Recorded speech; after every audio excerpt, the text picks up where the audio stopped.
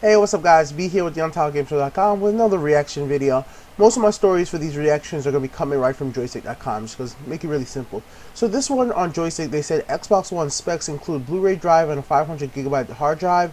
It also is coming with an 8GB of DDR3 RAM, not DDR5 like the PS3, and USB 3.0, 8-core CPU with a 64-bit architecture and built-in Wi-Fi.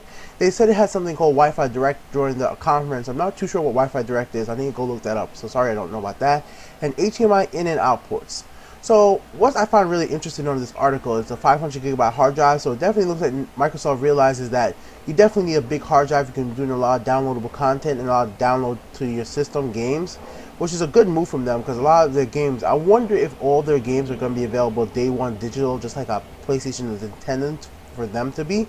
Just like how if you buy a Vita game right now, every Vita game you buy in store, you probably could buy it online the same day. And I think that's a nice move from Sony, and I'm pretty sure they're going to take that strategy over to their next PS4. Microsoft, I hope, should follow along, and if they do, the 500GB should be a good, nice start for anybody buying a system. They didn't talk about multiple system in the conference. You know, they only talked about this one specific spec, right? So we don't know if this is going to be a cheaper model where you basically will be able to get it without a hard drive, or if you're only going to get it with like a 250GB hard drive and you have to upgrade later. It doesn't seem like this new system has a removable hard disk.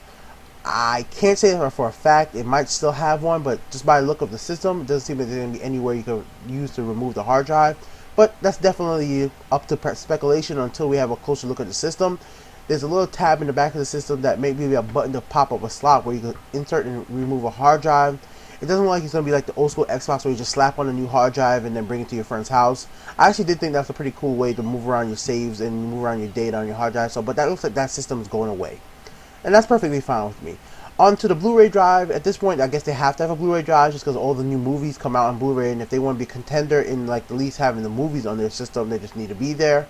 And with the new Blu-ray drive as well for video games as well, they'll be able to at least compete with Sony as how to have one disc, so they don't need to have the games on multiple discs like we saw for certain PS3 games and certain Xbox games in this generation, where the PS3 version was on one disc and the Xbox version was on multiple discs, which wasn't the biggest problem in the world, but I'm pretty sure there were some gamers out there who were just annoyed by that fact. It's not nothing that's going to make anybody not buy a system because you have to insert two discs, but it's definitely an annoyance, and some gamers don't want that type of stuff. Me included. I prefer just have my one disc, and even nowadays I like having my games downloaded. It's even really weird for me because I usually love having physical copies of my game, but so many of my games now is just on the account, so that's just how it is. But hopefully a lot of people don't get banned in the new system generation because it's going to be very much tied to your account information. So guys, I think it's going to be really frowning on hacking, you know, Call of Duty mod rooms, you know, whatever they call them and stuff. But I'm guessing that stuff is going away. But onto the 8GB of RAM, I'm glad that they actually went up to the level of Sony, whatever. I'm not sure if this was before Sony came out, whatever they had, they decided on this, but definitely a good move with the 8GB. So it's definitely enough.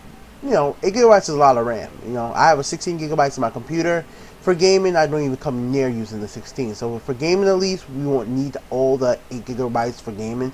And the reason for that, with systems, how the architecture is made, they're specifically made to play games. Maybe not the Xbox One because you can play a lot of TV and do Snap and all that stuff. But definitely the system has to be about games, so they'll make it around the video game. So definitely the developers utilize all the RAM they need. The hard drive, I already talked about that. USB 3.0, that's really good just because of the fact that, you know, more power, faster transfer speed. So if you need to transfer something from an external hard drive to your system, it'd definitely be able to do that a lot faster. I'm not sure if you're going to be compatible with external hard drives like how the Wii U is. Seeing that the Wii U is out, there are features in the Wii U even I think that the Xbox 720 and the PS4 are going to need. I definitely want to be able to save stuff externally if I want to, just because it'll be a nice option to have. Anyways guys, let me know what you guys think about the specs for the 720, how do they compare to the Wii U, and how do they compare to the PS4. Thanks for watching. Be with the UntitledGameShow.com. I'll be back with more information on the 720 real soon. These are just my opinion piece. If you guys enjoy these videos and want to see more from us, all you guys gotta do is click a link in the description. It'll take you over to the article on the UntitledGameShow.com. If you really enjoyed and want to help us out and help to keep us doing more videos, consider donating $1. Alright guys, bye.